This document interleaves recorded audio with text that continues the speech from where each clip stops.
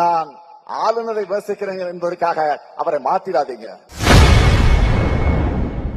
திமுகவினர் விமர்சிப்பதற்காக ஆளுநர் ரவியை மாற்றிவிட வேண்டாம் என பாஜக அரசுக்கு முதலமைச்சர் மு க ஸ்டாலின் கோரிக்கை வைத்துள்ளார். நாம போராடிக்கிட்டு இருக்கோம். ஆனா நம்ம அரசியலமைப்பு சட்டத்துக்கு எதிரானவர்களாக சித்தரிக்கிற முயற்சியில இறங்கி இருக்கிறார் தமிழ்நாட்டினுடைய ஆளுநர் ஆர்.என். ரவி அவர்கள். எந்த ஆளுநர்? மரபுப்படி நிறைவா பாடப்படக்கூடிய நாட்டுப்பண் பாடலுக்கு கூட நிக்காம வெளியேறின ஆளுநர். இருந்தாலும் ஒன்றிய அரசுக்கு நான் வைக்கும் கோரிக்கை என்பது, நான் ஆளுநரை விமர்சிக்கிறேன் என்பதற்காக அவரை மாத்திடாதீங்க.